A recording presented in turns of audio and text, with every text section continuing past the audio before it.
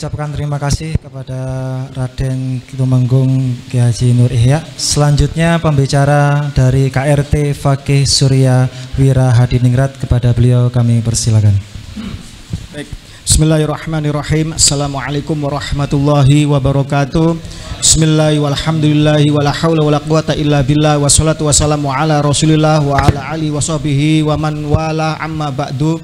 Karena terbatasnya waktu, saya akan mencoba menyampaikan sepadat dan sesingkat mungkin dengan daya jangkau siapa itu secara genetik Bani Alawi dan secara genetik Bani Jawi. Baik, tanpa berbasa-basi, di samping saya, sebelah kanan saya, para yang mulia, pejuang semua yang sudah viral, yang sudah terkenal di seluruh penjuru Nusantara, bahkan mungkin sudah menjadi kajian di antara seluruh para nakib dunia tentang nasib Ba'alawi di Indonesia. Dan juga terima kasih atas kehadiran Laskar Raja Wali Songo, Laskar Nusantara, Laskar Sabilillah, dan juga youtuber besar nasional. Ada Bung Awe Kertapati, ada adik angkat saya Putri Mojopahit Rifai dengan mantan calon suaminya Dr. Makson Rifai, dan semua youtuber yang lain. Alhamdulillah, terima kasih atas kehadirannya semua.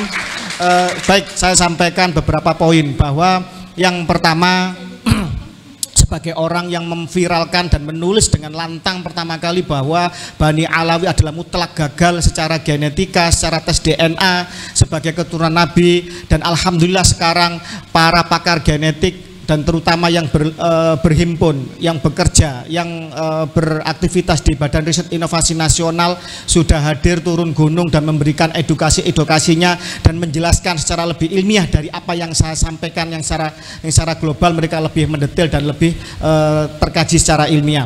Baik, yang pertama bahwa kita dibentuk oleh seluruh materi leluhur, baik materi leluhur dari ayah, ataupun dari ibu kita. Ayah kita juga dari ayah ibunya, ibu kita juga dari ayah ibunya. Demikian terus hingga ke Nabiullah Adam dan Ibu Hawa. Dan ini tercatat semua di dalam diri kita. Materi kode-kode genetik seluruh leluhur ini tercatat di dalam diri kita karena kita terbentuk oleh materi leluhur. Itu yang pertama. Yang kedua, kita sebagai individual itu memiliki kode DNA profile sendiri yang tidak akan sama dengan seluruh umat manusia, baik yang sekarang, yang terdahulu, atau yang akan datang. Sebagaimana juga yang seperti sidik jari atau kornea mata itu bisa menjadi penanda bagi seseorang, tidak akan sama dengan seluruh umat manusia yang pernah diciptakan oleh Tuhan di muka bumi ini. Itu yang kedua. Jadi maha besar Allah dengan segala ciptaannya. Yang ketiga, bahwa DNA kita, kode DNA genetik kita itu juga akan diturunkan kepada seluruh keturunan kita, dan ini juga akan tercatat ila yaumil qiyamah, hingga akhir masa manusia ada di alam semesta ini. Itu yang ketiga. Artinya apa? Artinya di dalam DNA kita bahwa tes DNA memiliki 3 hal. Yang pertama dari garis ibu, mtDNA. Ini dari ibu ke nenek perempuan, ke ibunya lagi perempuan, terus demikian.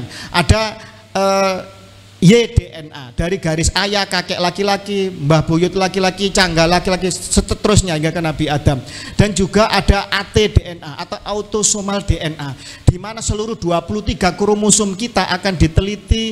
3 miliar deret DNA itu akan bisa dideteksi bagaimana, apa yang terjadi, menceritakan tentang lini masa dan hal-hal dari masa sebelum kita, dari Nabiullah Adam, Ibu Hawa, hingga kita yang sekarang dilahirkan. Dan sialnya Bani Alawi ini, sialnya Bani Alawi ini yang menganut rasisme dan melakukan dominasi laki-laki terhadap perempuan atau paternalistik, menganut garis bahwa nasab laki-laki adalah tersambung, tetapi nasab perempuan terputus. Dan klaim mereka yang dengan sembrono mengatakan bahwa nasab laki-laki adalah tersambung, dan klaim mereka mengatakan sebagai Al-Husaini ibni Ali bin Abi Thalib, artinya ini secara genetik mutlak gagal. Karena apa?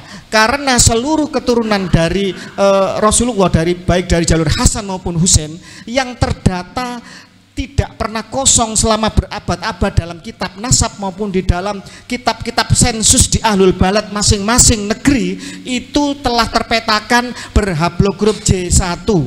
Dan juga di dalam manuskrip-manuskrip di luar Islam sendiri, bagaimana Bani Ismail juga diakui oleh Bani Ishak. Nanti Dr. Menachem Ali, Profesor Menachem Ali akan menjelaskan secara lebih rinci masalah itu. Juga diakui bahwa Muhammad keturunan Ismail dan juga bersaudara dengan mereka keturunan Ishak dan 12 suku putra dari Yakub itu sendiri.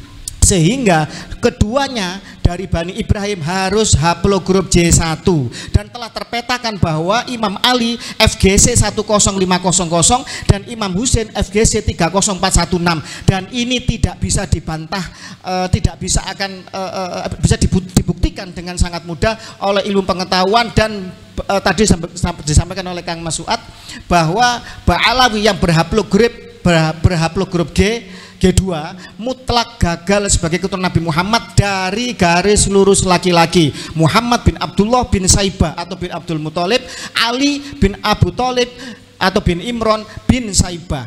Jadi ketemunya di Saibah atau Abdul Muthalib. Artinya Rasulullah dan Ali sepupu yang garis laki-laki, maka sama haplogrupnya. Karena diambil dari garis laki-laki, maka diambil dari Husain ibnu Ali. Oke, itu yang harus harus dicatat. Secara YDNA, Bani Alawi bin Ubaidillah Habib Yaman ini mutlak gagal demi akal sehat dan ilmu pengetahuan sebagai keturunan Nabi Muhammad Shallallahu Alaihi Wasallam. Lalu siapakah mereka Bani Alawi ini? Baik, secara kajian genetik dan sudah diisbat oleh keluarga besar Yahudi internasional sendiri bahwa Bani Alawi diakui di dalam tabel 057 dan 058 di dalam situs jawisdna.net bahwa mereka diakui sebagai bagian dari keluarga besar Yahudi internasional. Pertanyaannya, Yahudi katanya keturunan dari Yakub ibni Ishak ibni Ibrahim, harusnya kan J1. Jadi gini, Yahudi itu memiliki 3 klasifikasi atau tiga penggolongan. Yang pertama, Yahudi paternalistik yang keturunan dari 12 suku putra dari Yakub bin Ishak bin Ibrahim harus J1. Itu yang pertama. Kalau Quraisy L859, mereka L860. Nah, itu kodenya di dalam genetika seperti itu. Kemudian yang kedua, ada Yahudi yang putri-putri dari keturunan 12 suku ini dinikah oleh bangsa lain, kemudian diboyong ke negeri asalnya karena mereka kaum pagan, secara literasi, secara kodifikasi ajaran kalah kuat dengan ajaran Yahudi, sehingga bangsanya menurunkan bangsa Yahudi. Dan ini menjadi keturunan Yahudi, keturunan dari garis maternity atau perempuan. Ini yang kedua, tetap mereka keturunan Ibrahim, tapi dari garis perempuan. Yang ketiga, ada suatu bangsa. Ini dari kajian Philip Koestler, dari Ernest Renan, dari surat menyurat yang ada di dalam data dunia, bagaimana Perdana Menteri Andalusia zaman Abdurrahman ketiga, Hasda bin Sabrut, seorang Yahudi, berkirim surat kepada seorang raja di Kaukasia bernama Yosef, mengatakan berkorespondensi, menanyakan dari mana nasabmu, apakah kau keturunan Ibrahim? Bukan, kami keturunan Nuh dari jalur Yapet kalau nggak salah. Nah, artinya ada suatu suku bangsa yang menurut beberapa versi masuk Yahudi zaman Solomon atau Sulaiman. Karena saking besarnya wilayah Sulaiman takut diserbu, dan dia mendiami di suatu wilayah yang basah karena ini mendiami jalur sutra, sehingga dia supaya tidak diserang dia menganut agama Yahudi. Ada juga yang mengatakan bahwa mereka masuk agama Yahudi ketika terjadi perang salib, macam-macam versi. Tapi yang jelas mereka berasal dari Kaukasia, berhaplogrup G, dan setelah musnah mereka masuk ke semua etnis dan ras, dan mereka mencantolkan dirinya sebagai bagian dari keluarga Yahudi internasional. Patut kita pahami bahwa Yahudi dibagi menjadi Yahudi Ashkenazi yang tinggal di Eropa, ini Jerman ke timur, dari Jerman ke timur. Ada Yahudi Separdi yang tinggal di Iberia atau Spanyol dan sekitarnya, ada Yahudi Mizrahi yang hidup di tengah-tengah bangsa Arab, ada Yahudi Bene Koci yang hidup di India, tergantung wilayahnya, ada Yahudi Igbo Alfa yang tinggal di Afrika, ada Yahudi Kaifeng yang tinggal dinikahi oleh pria-pria Cina, haplogrupnya C. Dan ini menjadi penanda bahwa Yahudi menyebar dan bersimbiosis masuk di semua ras dan etnis. Sekarang pertanyaannya, Bani Alawi golongan Yahudi yang mana? Sialnya lagi yang kedua, Bani Alawi ini masih ras murni dari Kaukasia, sehingga mereka tak terbantahkan sebagai bagian dari Yahudi garis ke-13 dari bangsa Khazar yang pernah mendiami Kaukasia, yang ini masih secara genetik, secara YDNA hadir di Indonesia menjadi Bani Alawi ini, dan mereka telah terdata memiliki kode GPF3296 yang ini banyak di antara keluarga besar Yahudi yang ada baik di Ashkenazi maupun yang lain. Itu yang penjelasan tentang Bani Alawi cukup sampai di sini.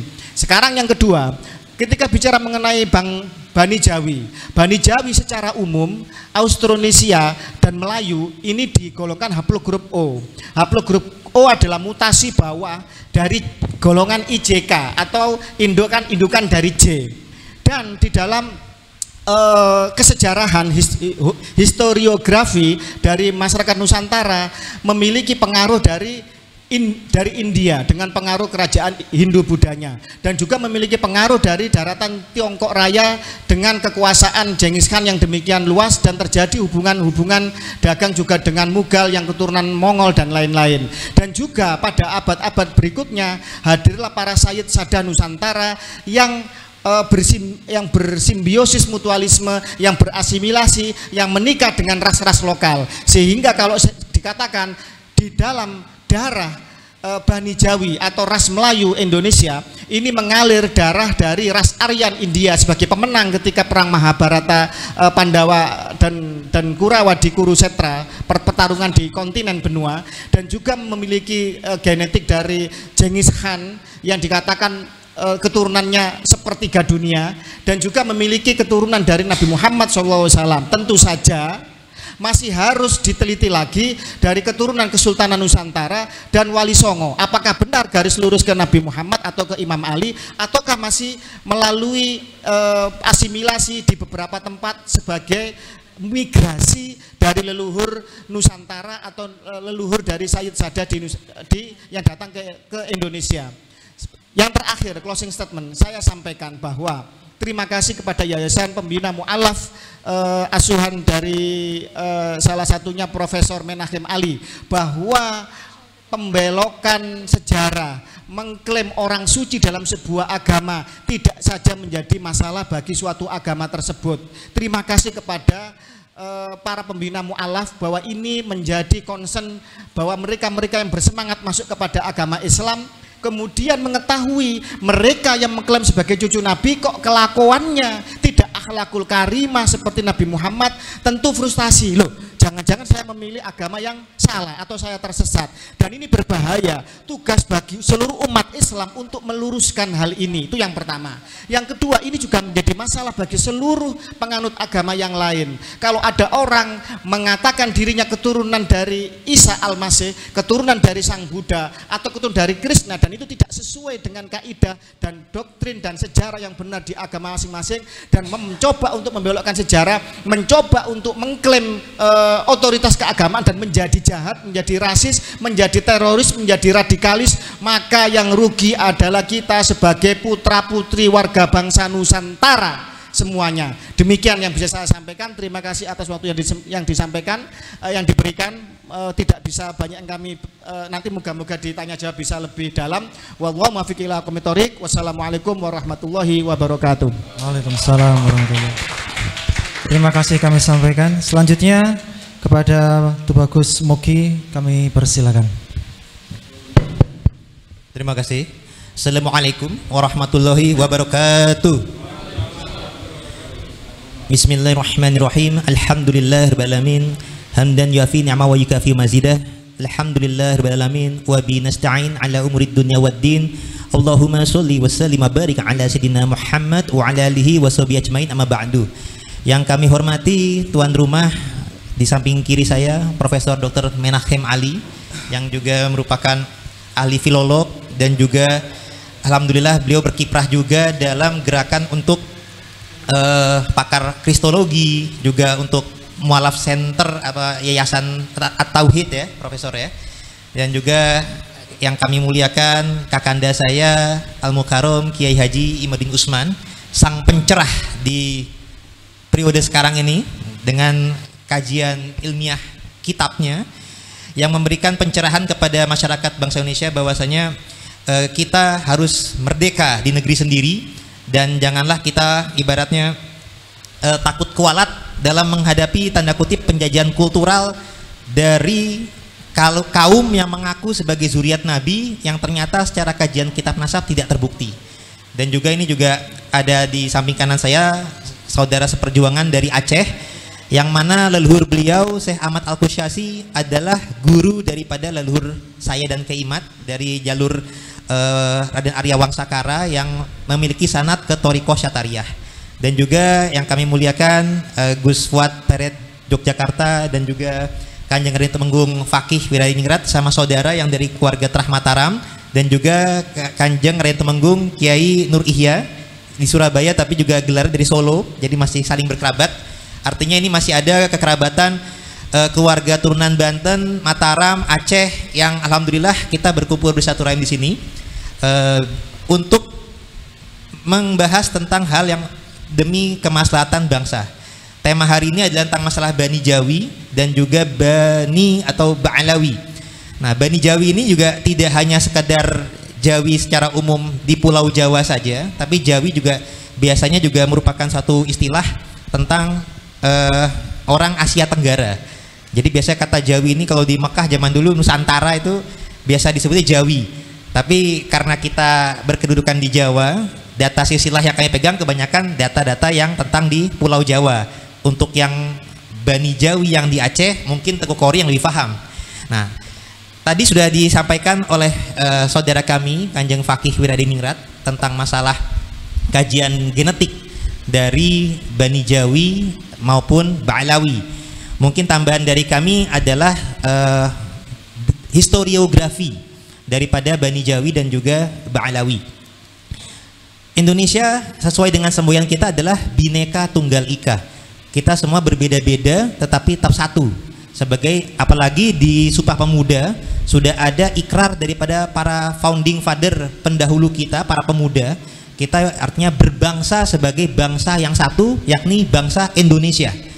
Meskipun ras-ras yang mendiami di negeri kita ini ada berbagai suku bangsa yang beragam, termasuk bahasanya berbeda-beda tiap bahasa daerah, tapi kita saling bersatu dan kita semua setara. Dan ini juga sesuai dengan semangat filosofi ajaran Islam, bahwasanya Allah menciptakan manusia dengan berbagai suku bangsanya itu bukanlah untuk meninggikan suatu kaum di antara bangsa lain, tapi itu saling kenal mengenal, saling tolong menolong. Dan juga ibaratnya kemuliaan bagi manusia bukan atas dasar nasab atau genetiknya, tapi atas dasar ketakwaan. Dan Allah menjanjikan mengangkat derajat orang yang beriman dan berilmu beberapa kali derajat. Nah, Bani Jawi kalau di tradisi orang Jawa ada institusi keraton atau kesultanan di Nusantara, itu biasanya meriwayatkan silsilah dari silsilah Panengen dan Pangiwo. Nah, Panengen dan Pangiwo ini suatu istilah artinya silsilah kanan dan silsilah kiri. Silsilah kanan ini biasanya meriwayatkan keturunan leluhur dari bangsa Jawa yang bersambung ke jalur Arab atau jalur kepada keturunan Rasulullah Nabiullah Muhammad Sallallahu Alaihi Wasallam. Sedangkan silsilah riwayat ke jalur Pangiwo ini adalah keturunan daripada para pribumi bangsawan Nusantara yang apabila dirunut lagi historiografinya itu akan bersambung kepada tokoh-tokoh yang ada di India. Bahkan tokoh seperti pewayangan Arjuna yang biasa diriwayatkan dalam data Babat Tanah Jawi dan lain-lain. Nah, Babat Tanah Jawi adalah suatu data yang merekam historiografi riwayat silsilah tersebut di daerah Mataram Islam atau Jawa Tengah. Kalau di data daerah Jawa Barat, kita keluarga Banten dan Cirebon itu juga ada historiografi Pustaka Raja-Raja Ing Bumi Nusantara dan juga ada data Negara Kertabumi yang sama-sama juga meriwayatkan silsilah baik ke jalur Rasulullah Alawiyin dan jalur kepada pribumi Nusantara yang sama-sama riwayatnya akan ternyata Pulau Jawa ini saling terhubung, baik yang dari timur, tengah, barat ini saling keturunan dan juga memang ada kesamaan merujuk kepada jalur India, Cina, Campa dan juga Arab. Nah, untuk jalur Arab di masa-masa kemudian terjadi pembelokan sejarah atau historisnya nasabnya ini di masa penjajahan Belanda ketika mereka memiliki sekutu atau antek yang dari kalangan Ba'alawi muasal Yaman, ini para wali-wali Nusantara yang datang dari jalur keturunan Rasulullah sejarahnya dibelokkan seakan-akan keturunan jalur Ba'alawi muasal Yaman. Padahal kalau dalam data manuskrip yang datang dari Arab ini datangnya dari dua muasal, dari Maghribi atau Maroko, dan juga ada yang berasal dari Samarkandi, Uzbekistan. Makanya di Surabaya ini ada tokoh Sunan Ampel yang ayahnya bergelar Ibrahim Asmarokondi, itu karena berasal dari Samarkand, Uzbekistan, bukan dari Yaman, Hadramaut atau Ba'alawi. Yang sehingga di masa-masa sekarang kita sudah tahu sama-sama perlu kita luruskan. Nah, adapun untuk Bani Jawi ini sendiri sebenarnya ada ini juga sesuai dengan tes DNA autosomal. Jadi pernah Profesor Herawati Sudoyo itu mengkaji genetik bangsa Indonesia. Jadi dalam pandangan beliau tidak ada yang pribumi murni, karena ternyata dari berbagai sampel bangsa kita kalau dites DNA pasti akan ada perpaduan genetik berbagai bangsa. Dan ini ternyata sesuai dengan data historiografi yang diriwayatkan oleh keluarga Bani Jawi. Nah, contoh kita dalam data kita memang betul ada keturunan Indianya, ada keturunan Cina, Campa, dan Arab. Kalau Indianya ini berasal dari dinasti Palawa dan dinasti Salankanaya. Jadi kalau misalkan dirunut, kerajaan-kerajaan di Pulau Jawa ini saling terhubung. Mungkin yang terkenal sekarang ini masih ada eksistensinya kan kerajaan Keraton Jogja, ada Catur Sagotra ya, ada Kesultanan Yogyakarta Hadiningrat, ada Kadipaten Paku Alam di Jogja, di Solo juga ada Kasunanan Surakarta, Pakubono, dan juga ada Kadipaten Mangkunegaran, yang mana mereka ini berempat adalah pecahan daripada Mataram Islam. Sedangkan kalau di Banten, Kesultanan Banten ini secara de facto sudah tidak ada, tapi secara kultural keturunannya masih ada dan kita juga masih menjaga data. Kalau untuk Cirebon, secara kultural tradisi keratonnya masih ada, tapi di Indonesia ini yang benar-benar sebagai kerajaan yang masih eksis dengan daerah istimewanya adalah Keraton Jogja.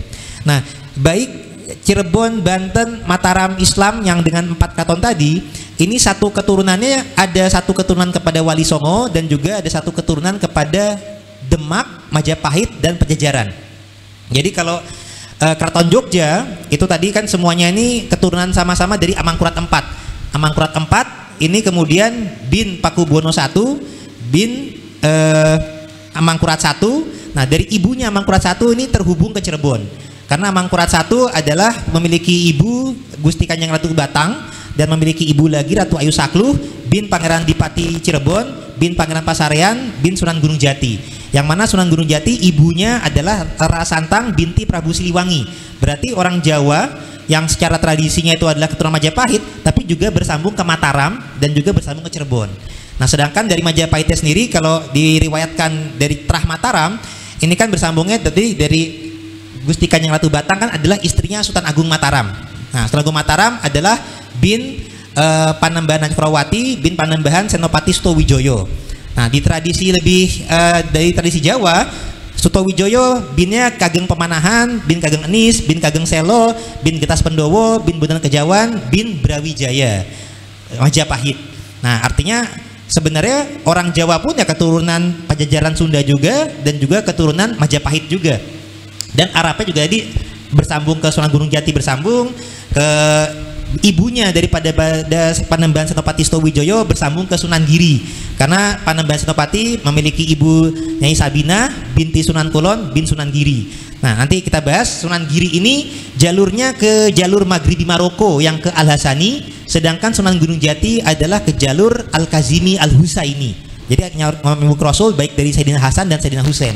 Nah, sedangkan baik Pajajaran maupun Majapahit ini bila mana dirunut, Majapahit adalah keturunan daripada Singosari.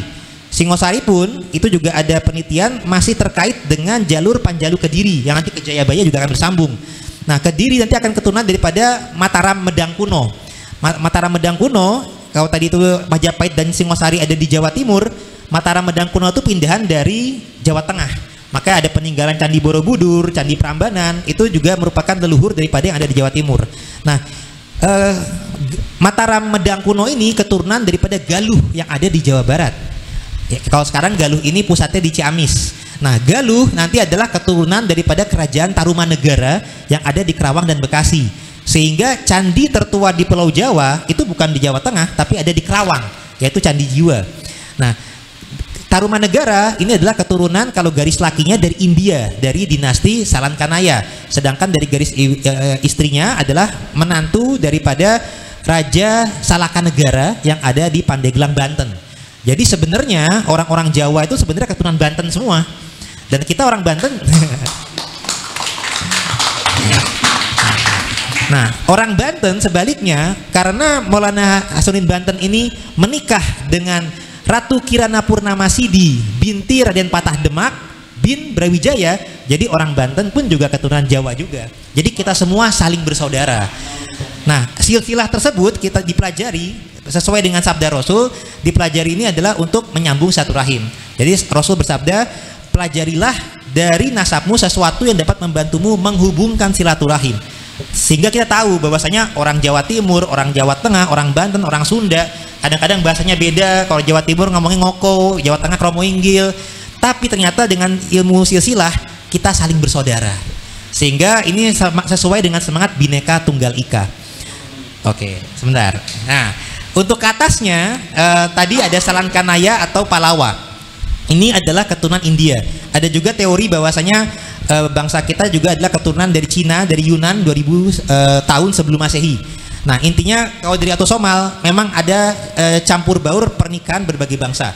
Nah, untuk dinasti Palawa sendiri yang dari India, ini ada suatu teori bahwasanya dinasti Palawa ini masih keturunan dari Pahlavas atau Pahlava yang berasal dari Persia, Iran. Yang apabila dirunut kembali, konon adalah keturunan Nabi Ibrahim dari istri yang ketiga, Siti Keturah, dari anak yang bernama Midian. Nah, ini juga kalau dari tes DNA ternyata kok di genetik Nusantara ada keturunan Bani Ibrahim juga ternyata gitu. Ada Ismailnya, ada itunya. Nah, itu salah satu historiografinya tuh ketika kita runut seperti itu. Jadi Nabi Ibrahim, meskipun di umat Islam itu banyaknya mengenal istrinya hanya 2, kalau di Alkitab ternyata ada 3, Siti Sarah, Hajar, sama Keturah. Siti Sarah melahirkan Nabi Ishak, Siti Hajar melahirkan Nabi Ismail. Kalau dari Siti Keturah anaknya ada berbagai, tapi yang kira-kira menurunkan keturunan itu dari Midian dan Isbak. Midian berketurunan di jalur Persia, Isbak berketurunan di jalur India. Nah, ini saling menikah dan ini adalah berketurunan ke Nusantara.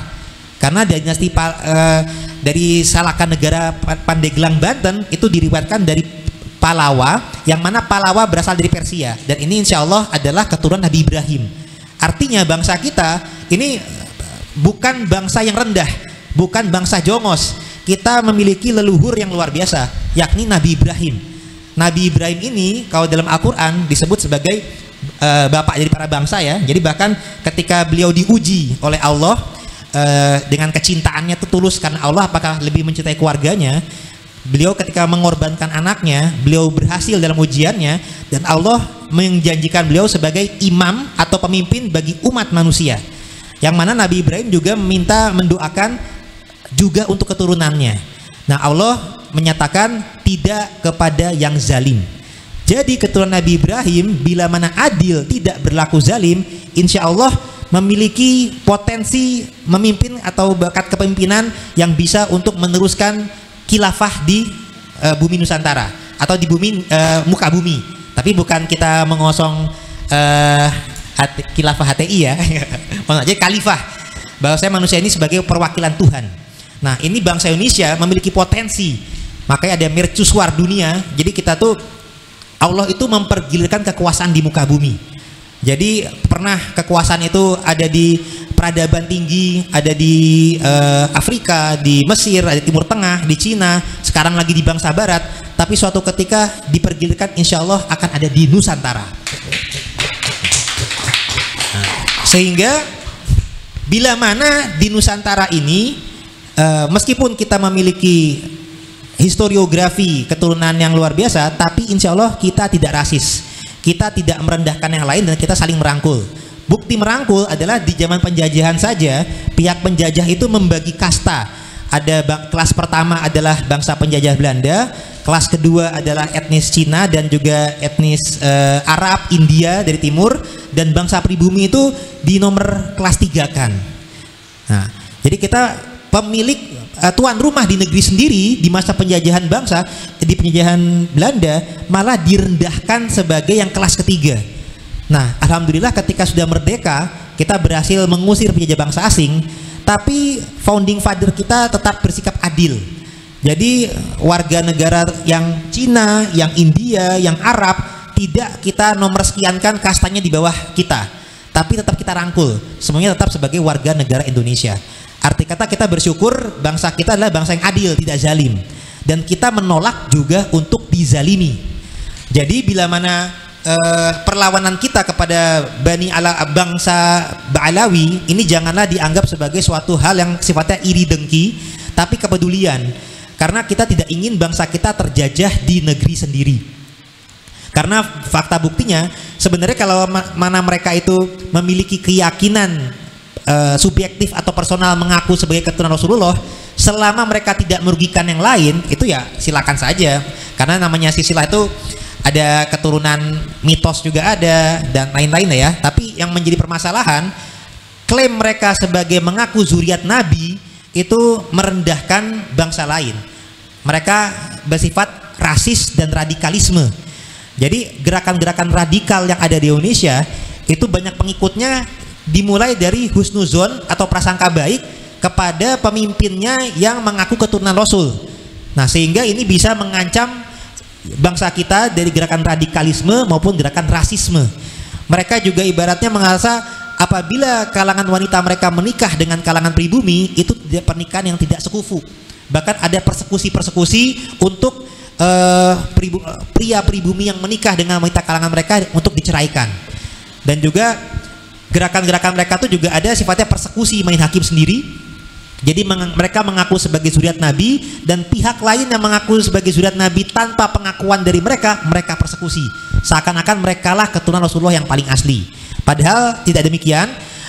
Bangsa Bani Jawi termasuk Wali Songo ini alhamdulillah juga tidak sekedar mengaku-ngaku keturunan Rasul, tapi alhamdulillah sudah mendapatkan pengakuan isbat internasional.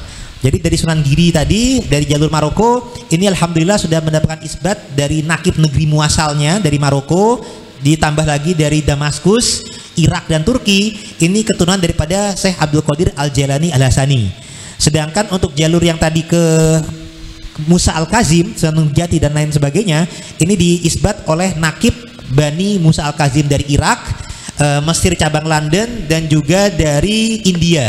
Sehingga kita bukan sekedar mengaku-ngaku, tapi mendapat pengakuan itu pun juga bukan buat kesombongan, tapi sifatnya untuk menyambung silaturahim dan menjaga tradisi supaya data leluhur kita tidak lagi dibelokkan ke jalur versi muasal Yaman yang ngarang-ngarang. Dan di masa sekarang ternyata tidak hanya pembelokan sejarah ini di masa penjajahan Belanda, sampai sekarang pun penjajahan melalui kultural, spiritual, pembelokan sejarah dan sejarah itu masih ada, dan sayangnya dilakukan oleh seorang yang dikenal sebagai ulama yang ramah, yang santun, tapi di belakang layar membelokkan sejarah dan sisa bangsa kita. Contoh tokoh Kanjeng Ratu Temengkusumo di Ningrat, Pangeran Diponegoro, Panembahan Giriloyo, Pangeran Terboyo, itu sudah dibelokkan seakan-akan keturunan Ba'alawi Muasalaman, padahal bukan. Nah, demikian dari kami, nanti bisa dilanjutkan dengan tanya dan lain sebagainya. Kurang lebihnya mohon dimaafkan. Wabillahi taufiq wal hidayah, wallahu muwaffiq ila bitoriq. Assalamualaikum warahmatullahi wabarakatuh. Waalaikumsalam warahmatullahi wabarakatuh.